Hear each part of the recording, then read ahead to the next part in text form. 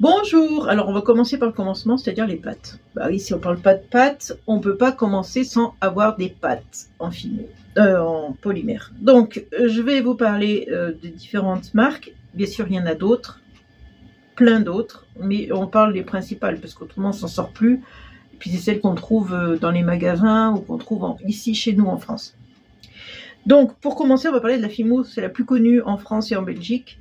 C'est la pâte peut-être la plus vendue, je sais pas. Donc, c'est une pâte qui est,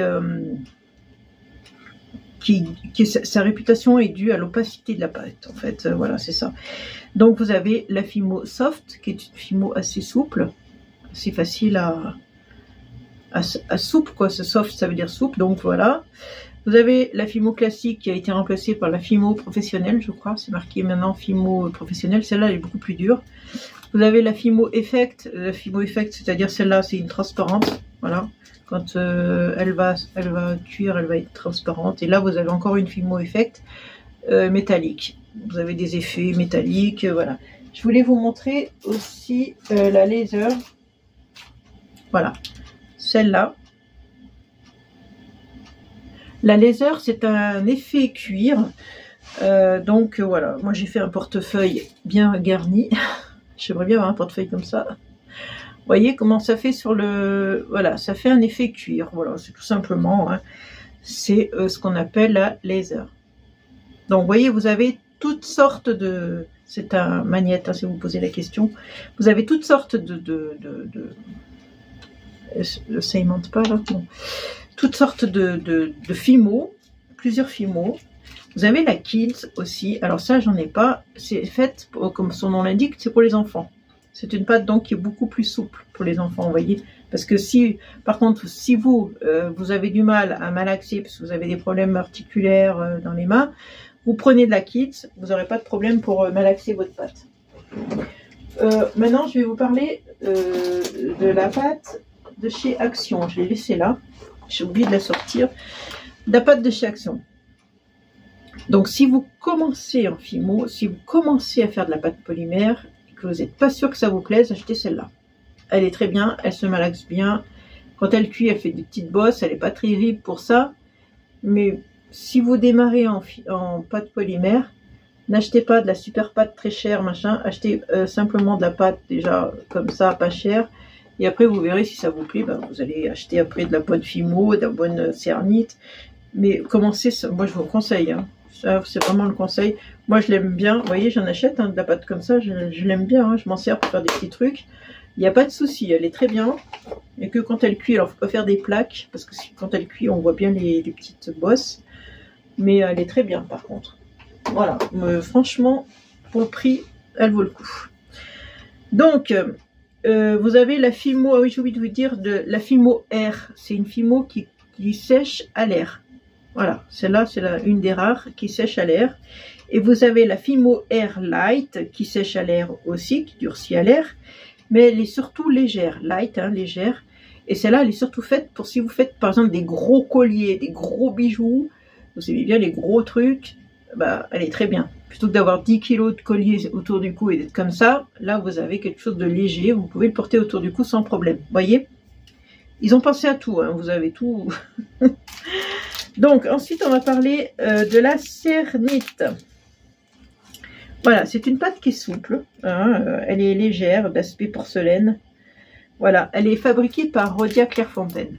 Voilà, en France. Donc c'est une pâte qui a été reprise par eux, parce que je crois qu'à la base elle était belge. Et voilà, mais elle est très bien. Alors c'est pareil, vous avez, alors attendez, je vais vous sortir ça aussi. Vous avez toutes sortes hein, de gammes, c'est pareil. Par exemple là, vous avez, j'en ai une autre là, oui. Vous avez la Cernite Néon, alors vous voyez ça fait fluo. Voilà, des couleurs fluo. Voilà, vous trouvez tout, hein, fluo, métallique. La number one, c'est la classique. Chez Cernite, celle-là, la number one, c'est la pâte classique. Vous avez la nature, celle-là fait des effets de terre, de sable, de pierre, des effets comme ça. Voilà, vous pouvez faire toutes sortes d'imitations. Imitations, bien sûr, hein, c'est pas de la pierre, c'est pas de la terre. Hein. C'est des imitations. Mais vous avez toutes sortes de gammes, plein de gammes comme ça chez Cernite, comme vous avez chez Fimo, plusieurs gammes, effect, machin. Et bien là c'est pareil. Donc après, à force de faire de la pâte polymère, vous allez trouver ce que vous avez besoin, vous allez comprendre un peu mieux en les utilisant, ça vient tout seul, ne vous inquiétez pas. Et il y a aussi une pâte qui est très bien, qui est américaine, c'est la Sculpey. Alors c'est Primo, et celle-là c'est l'Accent. Voilà, c'est pareil, vous avez plusieurs gammes aussi. Ils ont des couleurs magnifiques, ils ont des très belles couleurs. Et c'est une pâte qui est américaine, qui est très très bien. Alors cette pâte elle est au top, mais elle est plus chère. Voilà. Donc vous avez aussi, je sais pas si je vous en ai parlé, les pâtes transparentes. Alors ça c'est de la cernite transparente. Alors d'aspect comme ça, on la voit blanche. Hein, quand vous achetez votre pâte transparente, c'est marqué transparent derrière, ou translucide, ou je sais pas quoi. Vous inquiétez pas, hein. Quand ça va être cuit, ça va devenir transparent. Alors évidemment, c'est pas transparent comme une vitre. Hein. C'est transparent, mais voilà, c'est pas non plus transparent vraiment. Voilà, faut pas vous attendre à avoir un miroir, hein, enfin une vitre. C'est de la transparence. Et pour finir, ben, je vais vous parler d'une pâte qui s'appelle Patati Patata, qui reste souple après cuisson. Alors ça, c'est des pains de 50 grammes. Donc moins que la Fimo. La Fimo c'est 57 grammes. Donc vous voyez, il y en a un peu moins et elle est chère aussi. Je trouve qu'elle est chère. Celle-là, je l'ai achetée à Centracor. Donc vous pouvez aller à Centracor. Si vous avez que un Centracor à côté de chez vous, vous pouvez commencer déjà par ça. Ça c'est de la blanche. Vous avez pareil, plein de couleurs. Alors il n'y a pas de pâte effect, machin. Il y a juste quelques couleurs. Voilà, c'est tout, plusieurs couleurs. Juste ça, voilà, vous n'avez pas 50 machins, et celle-là je crois qu'elle va bien pour les enfants d'ailleurs, parce qu'elle reste souple. Voilà, donc je crois que pour les pâtes j'ai fini. Maintenant on va faire les magasins. Où est-ce que j'achète? Alors j'ai tout noté parce qu'il y a tellement de choses à dire et tellement de trucs que je ne me rappellerai pas. Où est-ce que j'achète ma pâte polymère? Donc, alors moi personnellement, ça n'engage que moi. Je vais à Coloris, j'ai un magasin d'art créatif tout simplement qui s'appelle Coloris, vous devez peut-être connaître. Et je vais là, c'est tout, il n'y a rien de compliqué, rien de spécial. Voilà, donc je cherche, où j'ai noté les magasins pour... bon, je sais pas où c'est marqué. Où est-ce que j'y ai marqué? Je sais pas. Bon, je vais chercher. Hein. Voilà, alors on va commencer par les magasins. Donc les magasins, ça dépend des magasins que vous avez près de chez vous. Hein. Hop là, je fais tomber ma plaque. Alors, si par exemple vous avez un Cultura, bah, allez-y, il y en a. Si vous avez un Artéis, allez-y, il y en a. Si vous avez Action, comme on a parlé tout à l'heure, un Action pour acheter la pâte, il y en a. Centracor, la patati, la patata, si vous avez que ça. Vous avez Coloris, moi où je vais. Enfin, vous avez plein de magasins. Beaucoup de magasins font de la pâte polymère. Je ne sais même pas si en grande surface vous en avez pas. Je n'ai jamais regardé, mais je suis en train de me demander est-ce qu'il n'y en a pas dans les grandes surfaces, style Leclerc, Carrefour, je ne sais pas. Je ne sais pas s'ils en ont pas. Regardez, peut-être que dans les loisirs créatifs vous allez en trouver, j'en sais rien. Je n'ai jamais regardé. Je ne peux pas vous dire. Donc après, si vous n'avez pas de magasin à côté ou si vous n'avez pas envie d'y aller, vous avez les sites internet. Vous pouvez commander sur internet. Donc je vais vous dire des sites, mais c'est vraiment exhaustif parce qu'il y en a plein d'autres des sites. Moi je les connais pas tous, mais il y en a ouais, des sites, je sais pas combien il doit y en avoir, mais il y en a énormément où on peut acheter de la pâte polymère.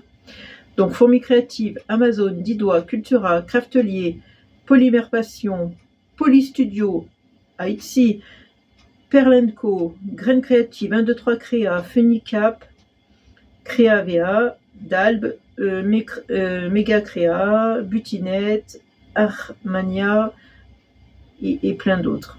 Et plein d'autres. Plein d'autres. Donc voilà, je vous donne quelques sites comme ça, mais en fait, le plus simple pour vous, c'est de taper dans la barre de recherche de votre internet, vous tapez pâte polymère en ligne, pour acheter en ligne, ou pâte polymère, ou je sais pas, vous tapez des mots-clés comme ça et vous allez trouver votre bonheur, hein, c'est obligé. Donc une petite dernière chose sur les pâtes que j'ai pas dû vous dire, c'est qu'elles sont miscibles entre elles, et ça c'est bien agréable, c'est que même si vous prenez deux marques différentes, vous pouvez les mélanger ensemble.